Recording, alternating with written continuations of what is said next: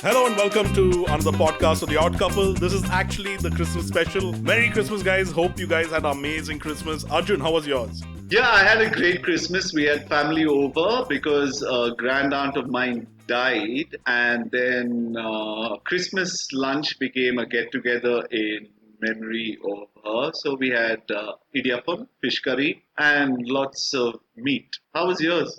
My condolences, but I think you guys had a good time. But It sounded very Merry Christmas. Dr. Sheesh, how about yours? Ho ho ho! It was awesome, man. Christmas was beautiful. It was the shining bright light in this long and dark year. So yeah, thankfully it ended on a good note. Yeah. Same here. It was a quiet time with my dogs, but can't complain. This 2020, dude, it has been an absolute pain in the ass, one after the other. So I don't know about you guys, but when the year started in Jan, we all finished our New Year celebration at Sid's place, and all I could think of was what an amazing year 2020 was going to be. I'm poised for such greatness in 2020.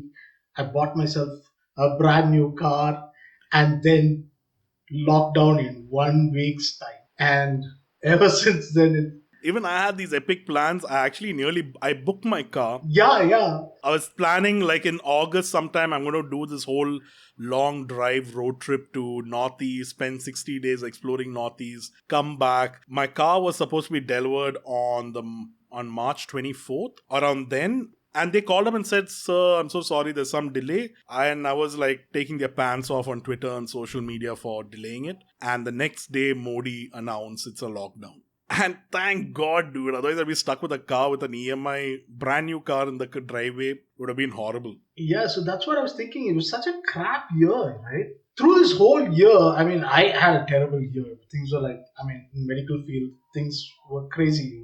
My wife was working the whole year. It was like the mood is not great in the house the whole year. But there's one person if you could think of who was really happy. Is there anybody you could think of who was really happy? What the both of you idiots? I'm going to introduce Sangeetha, fuckers. Okay, yes, I think Thanks, man. Thanks. Hello, guys. You've been talking for so long. Yeah, somebody asked me how my Christmas was. No, you invite me onto your podcast, and then you guys are going. Hello, Oh, yes, we Sangeet. forgot. Okay, I'll introduce myself. It's okay. It's too late. You guys have lost your chance. Okay. So, hi everybody. I am the fourth wheel in this odd couple podcast. My name is Sangeetha, and I have known all these blokes for the last. I think 15, 20 years. And suffice to say that when they told me that this podcast is a mad place, I really wanted to be part of it. And that's how I invited myself. I said, what are you three guys talking so boring? Where's the woman in this, right? So here I am. And let's see how this thing goes. From the start of it, they completely forgot that I exist, like most men do anyways. Yeah. I had a Christmas too. My Christmas was really nice because Christmas is when all my friends who I treat for Onam treat me back. So I get yummy food, which I don't need to cook, and I'm just eating and saying Merry Christmas and singing some songs and generally making merry. So it was a wonderful Christmas. It's amazing how the whole radio personality comes out. By the way, quick introduction to all of you who Sangeetha is. Sangeetha is what do you call this? Mother India of radio. Don't worry, we're not paying Sangeetha anything for Yes. this. From a multi-million-dollar VCs that we've got so far, we're not giving her anything. We're pairing her in gems, Cadbury gems. Oh yes, Cadbury gems. That's right. Only green color, but Why? yeah. It's your favorite color. So Sangeetha, how was your 2020? All of us are saying how bad ours was. How was your 2020, and what are you looking forward the next year to be? Surprising, like Ashish said, this 2020 had such a lovely, beautiful ring to it. It promised to be sexy and a lot of happy things were supposed to happen. But in my mind, I think 2020 was for me the year of correction. If it was like a midlife crisis year because it blew away everything that we thought was real. Every single perception that we had that we couldn't work from home, we had to go to an office, that, you would never ever get about, your kids not going to school for almost a year. Every single thing that you thought was possible, that people would get onto social media with a vengeance and write about things that they really didn't care about or know about, but they would write it just because everybody was out there. People who thought you would never see them all dying in 1 year died rapidly in succession. So I think this is correction. This is where nature told us I still hold all the cards in my hand. So I'm scared to wish for anything for 2021 because if it goes anything like 2020, then I'm going to be saying how much more worse can it get. It will definitely get better, and lo behold, patal, one slap will come, and we'll find ourselves in more shit. But the funny part is, Sangi, that when we were trying to find a guest for the end of the year show, we thought that you're the most happiest person and the most bubbliest person the whole year. And then for you to come on with a very realistic take on, I love the way how you put it, that the year was actually a year of correction. Right, and very well put. And I never thought about it that way. I mean, I looked at the dire side of 2020 and me in my field, what we had to go through. It was like that. It was pretty much a low sentiment for me the whole year, and only towards December now things are picking up.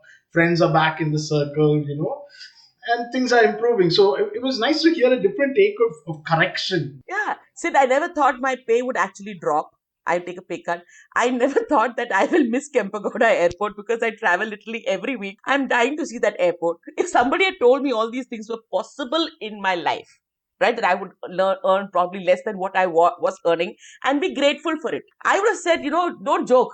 One of the biggest things which people faced this year was the pay cuts. Right? I think across the board, everybody would have definitely gone through a pay cut. Like for me, working, in my industry, so we all had to take a huge pay cut from the very beginning. But one thing which I realized very fast, that at least for me, this is what it was, that when we were during the lockdown, I managed to save a lot more than I was when I was earning a full salary. And did anyone, you guys have that kind of thing? Because I wasn't going out. Amazon was closed. I couldn't buy anything on Amazon. Oh no, I actually got a huge pay hike during the COVID because it was just completely amazing. I went from zero to getting a job. Yeah. So The only guy there. Wow. Kudos. yeah. Ashish, you're right. No, like I think tying into Sangi's correction and your appreciation of you don't spend as much. I think we did do much to address that were shortcomings financially and being aware of more things in our life or being aware of more good things in our life. I can't agree more, Arjun, because despite a heavy pay cut, we ended up saving more, which is like very strange. And secondly, I absolutely loved my lockdown. I mean, it was a great excuse to not meet people. Yes, I'm little antisocial at that. I would just love spending time with my dogs and doing work. It's working beautifully for me.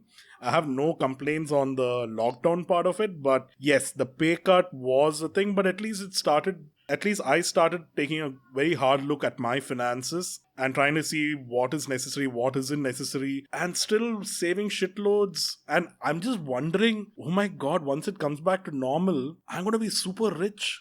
But it's not. Once I came back to normal and nothing's changed, it's like I'm back to like, okay, where did my salary go? So yeah, so I don't think it really changes. But Very true. I think all of us have relooked at the way our finances were totally, and what was important, what is not important, and suddenly avenues of saving up money, possibilities of how much you were spending when you were going out partying, all that, it's like hits you. I just remembered how much of money I was spending on fuel in my car.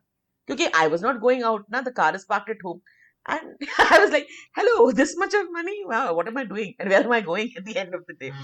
Don't worry, Modi ji has increased fuel price, so it'll automatically Yes, even though tell me about it. even out your savings. Like I said, it's a correction in more ways than one. But also the fun part is that I also learned how to entertain myself. I know it is not as weird or kinky as it sounds. I just mean it in the good sense of the word. it's a family show, Sangi. It's a family show. There was a stunned silence when you said, I learned how to entertain myself. The radio silence was very palpable. I must say that, which is why I quickly corrected myself. But Sally, again, on that point of entertainment, a lot of us were locked down at home. And very weirdly, again, feel like there was a lot of effort to connect with a lot of friends. And all these Zoom platform, WhatsApp grew from 4 to 8 members. And very rapidly, we had these parties which were online. And we were able to connect with a lot of friends like who were abroad and stuff like that. And every Saturday, like who we would not meet for probably a year, and maybe Christmas or New Year's is when everybody comes down. But through the whole year, this year, I actually connected with a lot more friends who are. Did you guys go through anything like that? No, I completely get it. And going back to my earlier point, because I enjoy the solitude so much, I just enjoy that I can have a drink, get on a WhatsApp call, chat with everybody, and just take two steps and go back to sleep. No need of calling a Uber or wondering if I should drink and drive or all those complications of actually going out somewhere. I like that part of it. But yes, Dr. Sheesh, you're completely right. I mean, we caught up with a lot of our old school friends. We learned more about them and their lives and their kids' names and stuff like that, which I didn't know earlier. During this lockdown than I would ever bother to. I'll tell you a funny story about this. This when Sid says that he's like not very social and likes to stay at home. Bullshit. Okay, this bugger is a lazy bastard. That's what he is. Okay.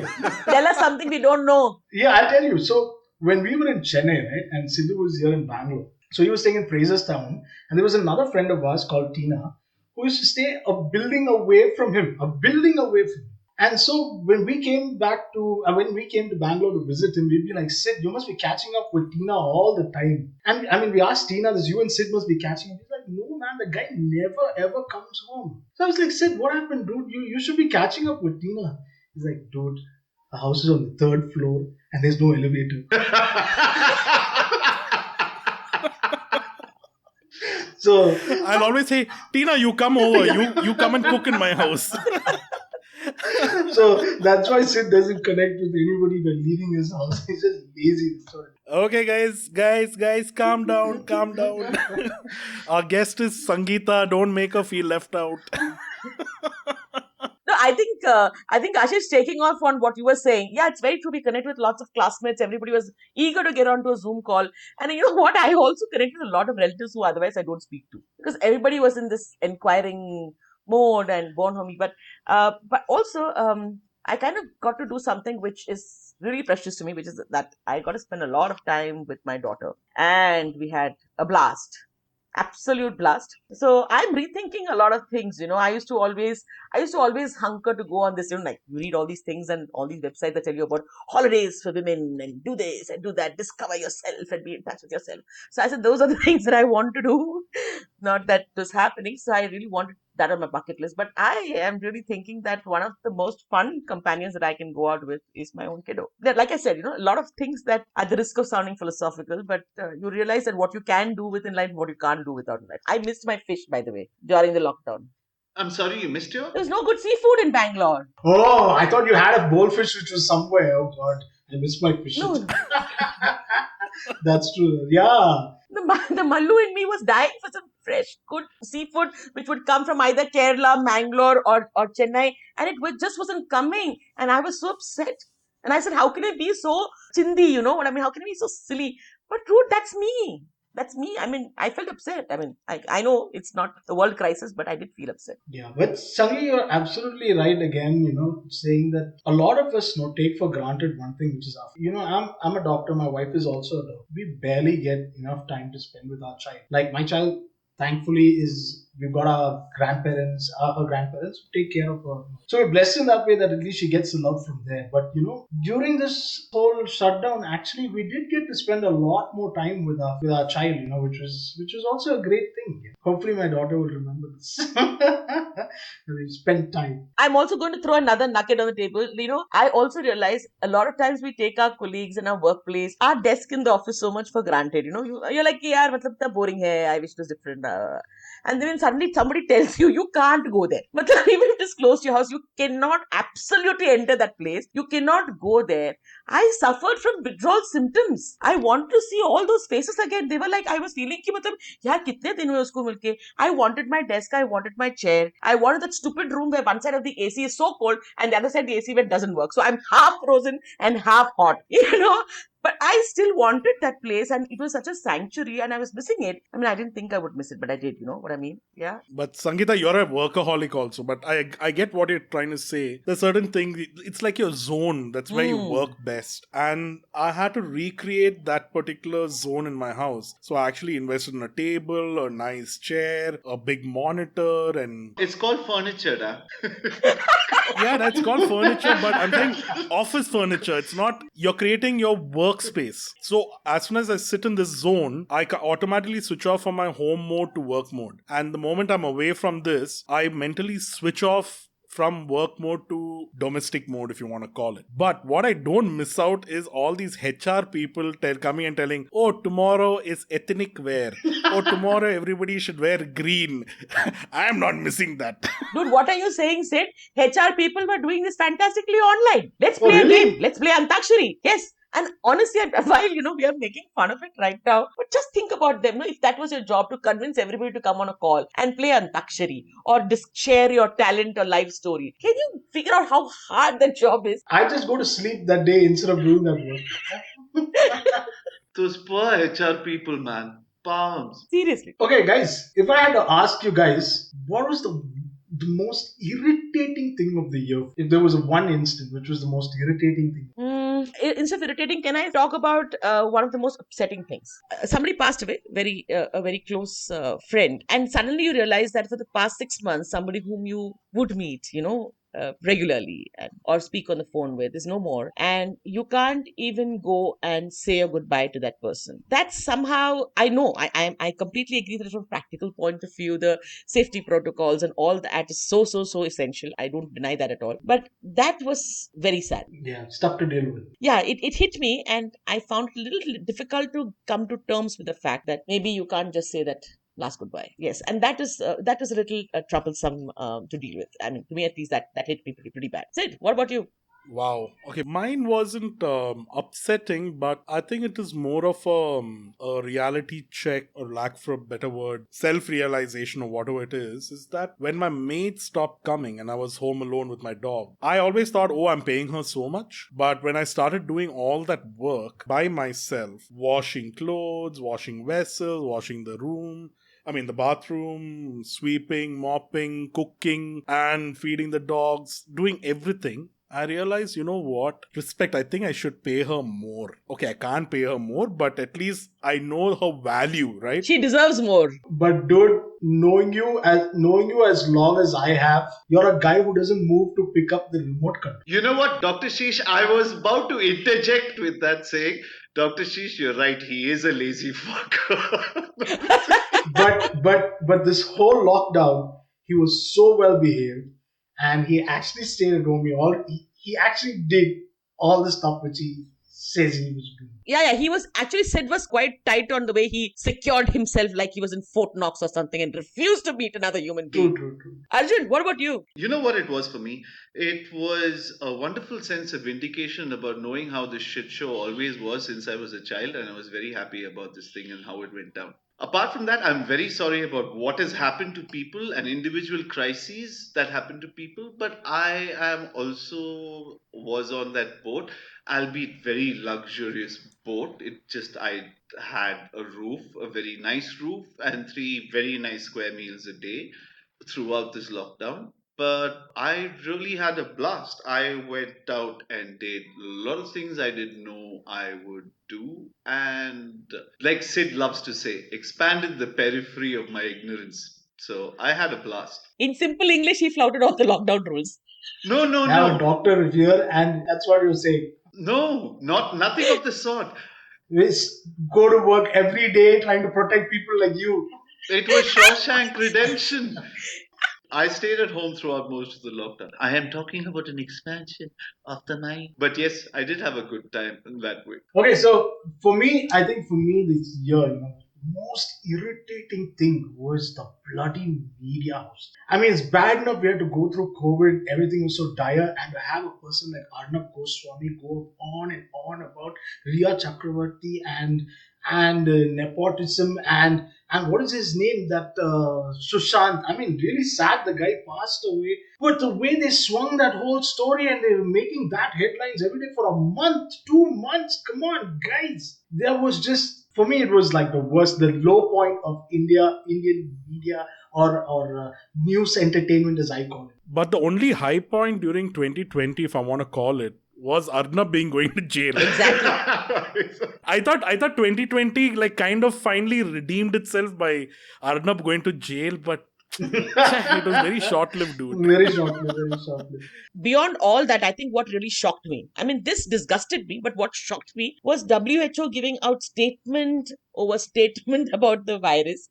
They were giving a statement, they were retracting. Then they were giving another statement, they were retracting. And all our life, you've held organizations like the WHO in high esteem and wished that you had some opportunity to work with them. And here it was. The first time you faced the bloody crisis like this, they didn't know their front from their back. And that really, really scared the shit out of me, man. No, no, but that should really tell you how lost they were. They had no clue. That is scary. And that's what worries me at the end of the day. We can't trust any source. Like, let's just take even treatment wise, when one would say, okay, this is working, the other person would say that is working. And then he has papers to back himself. This guy has papers to back himself. And then 3 months down the line, they tell you none of it really works. And then they're trying something else new. So everybody was lost this whole year, to be honest. It's just been a year of trial and error when it came down to the WHO or medicine or whatever. It was mayhem. Yeah. And it's so sad. I mean, so we lost so many people either to the virus or in general to 2020's weird juju that it had over us. I mean, just think about the people who died. There was Kobe Bryant, who died in a helicopter crash. There was Sean Connery, Chad Boseman, a dime a dozen people. Yeah, Sushant Singh Rajput, Irfan Khan, Rishi Kapoor. And let me add the hundreds and thousands of healthcare workers who threw their lives. Absolutely. A lot of my brothers and sisters. And the migrants who died. A lot of migrants. Yeah. A lot of people. Yeah, it's a lot of people have died. It is just that, as Sangeetha said earlier, it is just like a kind of a correction of sorts. Whether it was in a positive or negative way, as we lost a lot of people, it is just unfortunate that, as we spoke earlier in our previous episode, no one has learned anything from it. People are just continuing to be the idiots that they are. But Sid, if I could just swing it another way, is it just that we paid a lot more importance to people and we noticed a lot more stuff this year and all the other years that we were just so caught up in our own lives and our own rat race that, we never stopped to think or see these stuff. Like probably 10,000 people died in a year. We just never stopped and thought about it. And this year slowed it down so much for everybody. No, I agree. What I'm saying is, even we'll be guilty about it. Absolutely. For example, once our salary comes back to normal, and as you said, for you it's come back to normal, for me it isn't. But all these things, I'm saving so much, and what I preached earlier, 100% I'll be broke that very first month the full salary comes by the end of the month. And that is a reality of it. We have either selective amnesia or very short memory. Either of the two. And I think in a lot of ways, it also showed us, as a government, as a system, as a society, we are so not geared to handle any kind of a crisis or take care of people who genuinely need to be taken care of. And I don't mean this in a, I don't mean this in an all encompassing way, but, migrant laborers, people who were walking back kilometers, dying due to dehydration on the roads, couldn't we have done something to save them? Here we're talking about technology, new things, this app, that app, wo karenge, ye karenge. But, basic things like healthcare, medical care was so much in shortage. And the fact that we let people like that on their own to fend for themselves itself is a little bit of a piteous situation. And in a lot of parts of the world, people are actually going around saying things like the virus doesn't exist. They were opening schools and letting school children get infected. Every other day, it was in the papers that in our own country, there were debates going on whether schools should be opened or not. It's been happening. I mean, we see it right now, December, Jan, should schools reopen? The debate is going on. But we still have no guarantee on where the vaccine is it working, what's happening? But that's the thing, Sangi. At the end of the day, there is no right or wrong. I'll tell you that. I'm telling you, we did a lockdown. After 3 months, we think, the lockdown was useless. What's the point? But if we didn't do it, we'd look back and we'd say, why the hell didn't we do a lockdown? So, that's one thing which I realized, that I'm not here to point fingers at anybody through this. This was not something which anybody was prepared. Our best minds were not prepared. And our best minds are still lost and still figuring out how to come. Yes, whether it is the share market, whether it's the Wall Street, whether it is a vaccine maker, medication, whether it's just keeping your jobs, people are all lost. And they're really trying to figure out how they're going to piece things back together. I agree. Yeah, it was a crazy year. Yeah, but I think we collectively agree that 2020 was an absolute disaster. And in a week's time, we will be stepping into 2021. And I do have some kind of a hopes. I mean, it didn't start too well with a new virus strain showing its head up in UK last week. But yeah, I think 2021 is going to be slightly better. Slightly. Cheers to that. My New Year's resolution is not to have a resolution, not to think about this year, because the last time I thought about it, it didn't end up so well. But having said that, the year wasn't really that bad for me because, yeah, we lost a lot of friends within our circle, within our community of medical fraternity, but it was a fight. And I will say with all honesty that we put the best foot forward, we tried our best. Yes, we might have not been as efficient as what we required to be, but we were there. And I think everybody's best intentions were put forward this year. Everybody tried to rally the best way they could. There were the outliners who all made money during COVID. We all know. There'll always be those outliners. But for me, that's not what I'm going to harp on this year. I'm going to, like what Sangeetha said, this is going to be a year of learning for me. I learned that I can live with half the money. I learned that my family is important. I learned that the work which we have and the friends which we have at work, we take them for granted, and we should spend more time. So for me, it is a year of learning. Thank you, Sangeetha, for putting it down. For me, my 2021 cannot go to 2021 because mentally my brain cannot process more than 2 days forward. So basically, I'm looking to end out the year, and that would be nice. So, Sangi, how about you? I'm not going to have any resolutions this year because if one thing that 2020 has taught us is that the best laid plans can be blown to smithereens. So I'm not planning anything just to have it get blown out of the window. So I think 2020, like I still believe that it's a correction year for all of us, and it is a great year for learning, and a lot of thanks to a lot of people who did a lot of sacrifices to ensure that the city, the place, and all of us are safe. The cops, the medical support people. So big thank you to all of them. And all I want to say is that I'm going to go into 2021 completely unplanned, and I'm going to take as it comes, because if I could laugh through this year, I'm going to just try and laugh through and ride the roller coaster that 2021 is going to be. So let's see. It's good. It's good fun. So just laugh your way through, guys. That's the only thing that's within our control. Nothing else is actually. Sangeetha, I think that's perfect note that we can end this season finale of the Odd Couple podcast. Thank you so much for joining us and taking it to the next level. This season 1 had 19 episodes with more than 2,000 listeners and from 27 countries, surprisingly. So we're looking forward to the season 2 of the Odd Couple podcast, which will be out in the first week of January. So tune in, guys. Like us, love us, share it, and subscribe. So Happy New Year, guys. Happy New Year! Happy New everybody. Year! Happy New Year! Yay! See you on the other side. Hopefully